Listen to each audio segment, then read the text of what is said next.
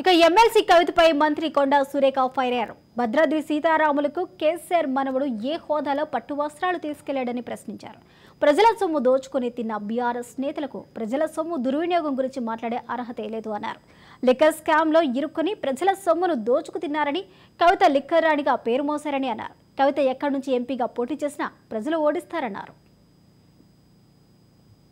ప్రభుత్వ నిధుల దుర్వినియోగం గురించి మాట్లాడే నైతిక హక్కు మీకు అస్సలు లేదని చెప్తా ఉన్నాను.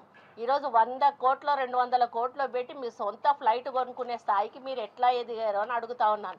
అమెరికాలో అంట్లు దోమికున్నటోళ్ళు వచ్చి ఈరోజు తెలంగాణ ప్రజల సొమ్మును దోసుకొని తిని కోట్ల రూపాయలు కోట్లకు పడగలెత్తి ఈరోజు ప్రజాధనాన్ని దుర్వినియోగం చేసింది మీరు కాదా అని చెప్పి అడుగుతా ఉన్నాను.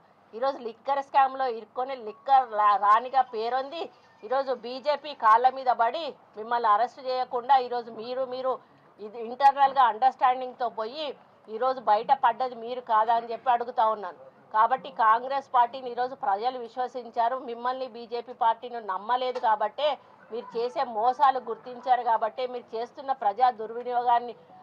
ప్రజాధనం యొక్క దుర్వినియోగాన్ని గుర్తించారు. కాబట్టే పేదల గురించి పట్టించుకోవడం లేదు. కాబట్టే ఈరోజు పేదల పాలన అంటే కాంగ్రెస్ పార్టీ ద్వారానే అవుతుందని వాళ్ళు తెలుసుకున్నారు. కాబట్టి ఈరోజు కాంగ్రెస్ పార్టీని అధికారంలోకి తీసుకొచ్చారు.